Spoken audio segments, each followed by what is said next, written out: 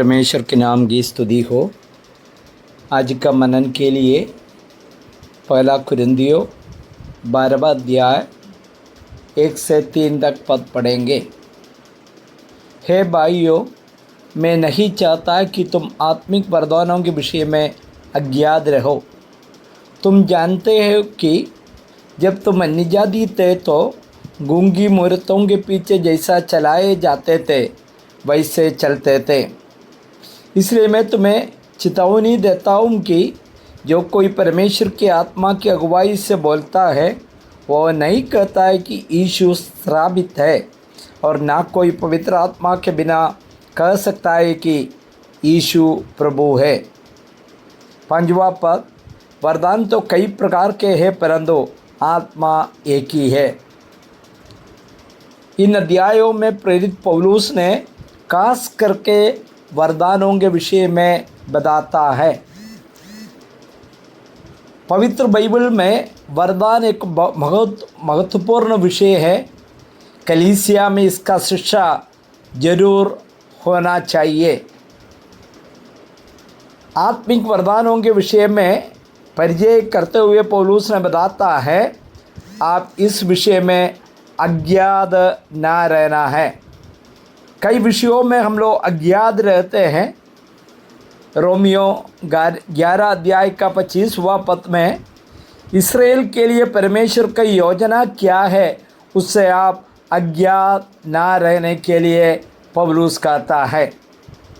एवं 12वां अध्याय का 1 पद में आत्मिक वरदानों के प्रति आप अज्ञात नहीं रहना बताता है। और 1 थिस्सलुनीकियों 4 का 13 में यीशु के दूसरे आगमन और आनंद जो प्रभु में सोया हुआ व्यक्ति का जो जीवन के संबंध में, उनका पुनरुत्थान के संबंध में और वो कहाँ जाएगा उसके संबंध में अज्ञानी मत रहने के लिए बता रहा। तो बाइबल इसलिए हम लोग पढ़ते हैं, जो वचन का सेवकाई इसलिए हो रहा है कि हमें आत्मिक बातों को, जो होने वाला बातों का ज्ञान होना चाहिए। तो इसलिए बता रहे, तुम जानते हैं कि तुम अन्यजाति थे, उन जो मूर्ति होंगे और आकर्षित हुए थे। हम लोग एक बार अज्ञानी था, ज्ञान नहीं थे, इसलिए हम मूर्ति के पीछे चलता था, मूर्ति को आराधना करता था। तो कई त्योहार में हम लोग जाता था। हम लोग का विचार है त्योहार में जाना, उसमें हम लोगों को पूजा करना, ये सब जो आत्मिक बात है। तो अज्ञानता में हम लोग ये करता था, लेकिन परमेश्वर की आत्मा हमारे अंदर में आया, हम उद्धार पाया, इसलिए हमको इस सच्चाई से हम लोग बाहर आ गया है। जो पवित्र आत्मा को प्रभु ने दिया है वो व्यक्तिगत बढ़ावा के लिए नहीं है। यीशु ने स्पष्ट किया है कि जब पवित्र आत्मा आएगा तो वह मेरी गवाही देगा, वह मेरी महिमा करेगा, क्योंकि वह मेरी बातों में से तुम्हें बताएंगे।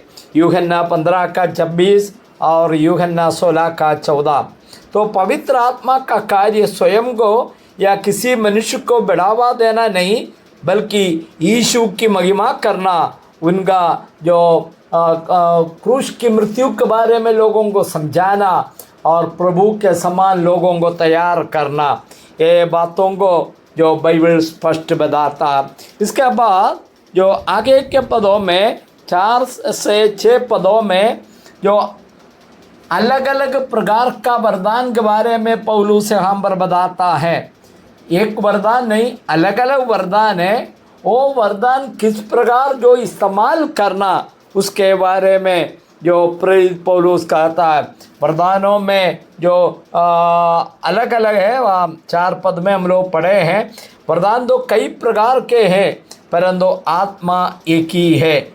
5वां पद, और सेवा भी कई प्रकार की है परंतु प्रभु एक ही है। और प्रभावशाली कार्य कई प्रकार के परंतु परमेश्वर एक ही है, जो सब में हर प्रकार का प्रभाव उत्पन्न करता। यहाँ पर स्पष्ट रीति में बताता है प्रेरित पौलुस ने, वरदान अलग अलग प्रकार का। पौलुस आगे के जो लोगों को जो कुछ आत्मिक वरदानों को सूझी देगा, और अन्य स्थानों में भी वरदान में वास्तव में अलग अलग प्रकार का है, इसके बारे में बताता है। तो ये बात हमें जानना चाहिए, कलीसिया में जितने विश्वासी है और सबको एक ही प्रकार का वरदान देना कोई ज़रूरी नहीं। सबके अंदर में पवित्र आत्मा तो है, सब लोग उद्धार पाया हुआ है, बपतिस्मा लिया हुआ है, प्रभु भोज में शामिल होता है और परमेश्वर का संतान है, प्रभु का आगमन के लिए जो उन लोग इंतजार कर रहे, लेकिन वरदान विभिन्न होता है। उदाहरण के तौर पर एक बाइबल टीचर है, यदि बाइबल टीचर है उनको जो वरदान है इसलिए बाइबल का शिक्षा देता, हर एक विश्वासी को ये सेवकाई कर नहीं पाएगा, तब तो कलीसिया में उन्नति नहीं पाएगा। जिनको जो वरदान है, सब लोगों को बाइबल पढ़ना है, सो सब लोग सुसमाचार दूसरों को प्रचार करना, लेकिन एक बाइबल टीचर के रूप में जो जिनको नियुक्त करता है वही इस सेवकाई को करना। प्रभु की इच्छा है तो इस वरदानों के बारे में हम आगे भी विचार करेंगे। सुनने वाला सब लोग अपने को जांच कर देखिए, मेरा वरदान क्या है, और इस्तेमाल करते हुए प्रभु को महिमा करने के लिए प्रभु सहायता करे। प्रभु के नाम की स्तुति हो, आमीन।